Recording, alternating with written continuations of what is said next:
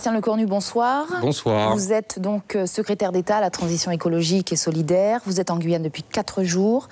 Au programme de votre visite, le développement des filières économiques, notamment de l'énergie, la lutte contre l'orpaillage illégal. Vous étiez très attendu aussi sur le dossier de la Montagne d'Or. Vous les avez rencontrés, les autorités, les acteurs économiques, les associations de protection de la nature.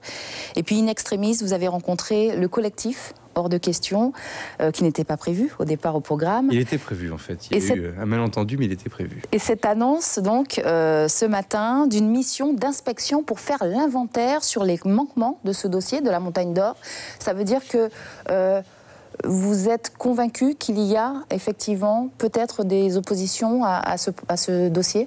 Je crois qu'on peut dire qu'il y a des oppositions à ce dossier. Il faudrait être sourd et aveugle pour ne pas les voir ou les entendre. Merci déjà d'avoir rappelé le sens de ma visite, quelques mois après la venue du président de la République ici en Guyane, autour du développement de la Guyane. Effectivement, il y a un fil conducteur, c'est l'énergie, c'est l'électricité. J'espère qu'on y reviendra dans un instant, parce qu'il n'y a pas de développement possible. On y reviendra. Sans l'électricité. Évidemment, le deuxième dossier chaud, brûlant, qui passionne l'opinion publique guyanaise. Qui divise même. Et divise, mais justement l'État et le gouvernement est là pour rassembler et donner de la clarté autour de ce dossier, c'est évidemment la Montagne d'Or. Le président de la République a été très clair sur ce dossier. Il a dit qu'il n'y avait pas de place pour des mines ou des projets aurifères de ce type sur le territoire français qui ne seraient pas exemplaires. Tant exemplaires sur la dimension écologique, l'empreinte environnementale, qu'exemplaires en matière d'impact économique et social. Donc le débat public a eu lieu, on aura les conclusions au mois de septembre prochain. Mais effectivement, j'ai annoncé cette inspection interministérielle importante. C'est une vraie annonce ou c'est pour calmer le... Ah non, c'est une vraie annonce parce que c'est la première fois qu'on va s'interroger à temps court, à temps moyen et à temps long sur un cadre global pour la Montagne d'Or, mais également pour d'autres dossiers aurifères de taille, de type industriel, en se posant véritablement la question du cadre idéal, une fois de plus, tant sur le terrain environnemental que sur le terrain social et économique. Ce projet, il ne peut avoir de sens que si véritablement l'empreinte environnementale est réduite à son minima et que de l'autre côté, nous avons des garanties en matière économique et sociale et fiscale. Là, aujourd'hui, il faut encore compléter les choses et je le rappelle, à la fin d'un débat public, un porteur de projet, quel qu'il soit en Guyane comme en métropole, doit améliorer sa copie. Donc le porteur de projet aujourd'hui, la société qui porte la Montagne d'Or, doit améliorer sa copie en fonction du débat public, mais également en fonction des exigences du gouvernement en la matière, une fois de plus, empreinte environnementale d'un côté, impact réel, social et économique de l'autre. Alors votre positionnement n'est pas très clair, ce que vous reprochent les contres. C'est vrai que vous l'avez dit, cela divise, et aussi bien au gouvernement, puisque votre ministre de tutelle est contre le projet. Vous positionnez comment finalement ? En fait, les pour voudraient que je sois pour et les contre voudraient que je sois contre. C'est de bonne guerre. J'ai la faiblesse de penser au milieu, et vous avez rappelé avec gentillesse que je suis là rapidement parce qu'on a d'autres thèmes à aborder. Et je prends du temps, et c'est mon deuxième déplacement officiel en Guyane en moins de 12 mois. Quand j'écoute la plupart des acteurs guyanais, et même dans l'opinion publique, je me suis baladé ce matin en ville à Cayenne, je vois bien quand même que beaucoup de gens se posent des questions. Alors il y a des gens qui sont farouchement contre, il y a des gens qui sont farouchement pour, puis au milieu, il y a quand même une grande majorité de Guyanais qui se posent des questions. À quoi sert l'État ? À quoi sert le gouvernement, si ce n'est à éclairer techniquement ce dossier ?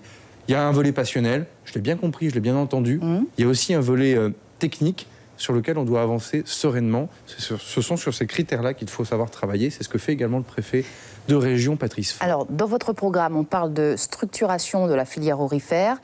Pour y arriver, il faut aussi passer par l'orpaillage illégal, en tout cas lutter contre l'orpaillage illégal.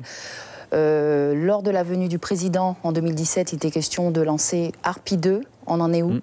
C'est lancé sous la houlette du préfet. On a pu le constater aujourd'hui avec le député. On peut faire déjà un premier bilan. Oui, allons-y avec le député. Parce que le premier bilan de ARPI était mitigé. Justement, j'y viens aujourd'hui. Il est plutôt prometteur, sur lequel il ne faut jamais crier hurrah tout de suite, puisqu'on sait à quel point c'est un combat difficile. On a pu se rendre au contact des forces armées guyanaises aujourd'hui, avec également les inspecteurs de l'environnement qui relèvent de mon ministère, avec bien évidemment les forces de gendarmerie. Il y a également les douanes et la police de l'air et des frontières qui est mobilisée sur le sujet. On l'a fait avec Lénaïque Adam, le député qui m'accompagnait également sur ce dossier-là. On voit aujourd'hui que les moyens ont été remis sur le terrain, pratiquement 145 équivalents temps plein militaires engagés sur cette action. C'est 53 millions d'euros chaque année que l'État met sur la table pour lutter contre l'orpaillage illégal. C'est 55% de patrouilles en plus avec un niveau de destruction de puits inédit, puisqu'en seulement 6 mois, on a consommé autant d'explosifs que toute l'année dernière pour détruire des puits. Bref, ça redonne bien évidemment des perspectives. Donc, la nouveauté d'ARPI 2, c'est quoi? C'est plus de moyens sur le volet régalien, autorité, et surtout un travail interministériel sous la houlette et l'autorité du préfet. Mais il y a aussi une dimension diplomatique avec les pays qui nous entourent. Il y a aussi une dimension économique avec la filière aurifère légale. C'est pour ça que je les ai vus hier. Et une dimension sociale. Là aussi, on refait le lien. Et pour la première fois, cette réponse-là, elle est dite et elle donne des résultats. On va finir avec la transition énergétique.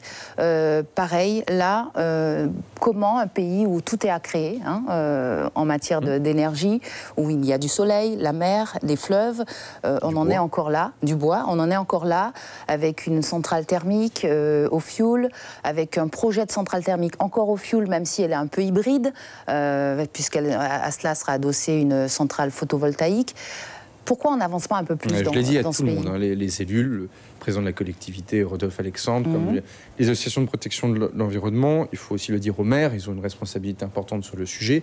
La population va augmenter en Guyane. Ça veut dire que le besoin en énergie et en électricité va augmenter en parallèle. Donc il faut non seulement répondre aux besoins de sécurité d'approvisionnement en électricité, et en même temps, il faut aussi réaliser la transition énergétique que vous appuyez. Il y a plusieurs outils qui sont sur la table. L'État va mettre des moyens lourds et importants. Photovoltaïque, appel d'offres régionalisé que pour la Guyane. Photovoltaïque avec stockage, sans stockage, en autoconsommation. C'est inédit, c'est la première fois qu'on va le faire. Je vous l'annonce ce soir sur votre plateau. Les premiers appels d'offres vont démarrer une fois par an pour permettre justement, y compris aux particuliers, y compris aux collectivités territoriales, de se lancer dans le photovoltaïque et dans le solaire. La Creux, Jean-François Carinco étant son président, il est également sur le sol guyanais avec moi dans ma délégation. Il annoncera demain à Cacao un tarif justement à la main du préfet, après avis de la Creux, un tarif unique pour la biomasse qui permet d'avancer. Et dernier point, l'électrification des écarts. On est en France, c'est un scandale qu'il n'y ait pas d'électricité partout. Là aussi, Jean-François Carinco et le gouvernement, on va mettre des moyens sur la table pour électrifier les écarts. C'est ce que nous devons Guyanais. Merci beaucoup Sébastien Lecornu d'avoir été avec nous. Et puis demain, vous inaugurez, ou en tout cas vous assistez à la première pose de la centrale biomasse. Donc on avance. Je crois même que je pose la première pierre. Merci. Merci. Suivez l'info sur Guyane la Première.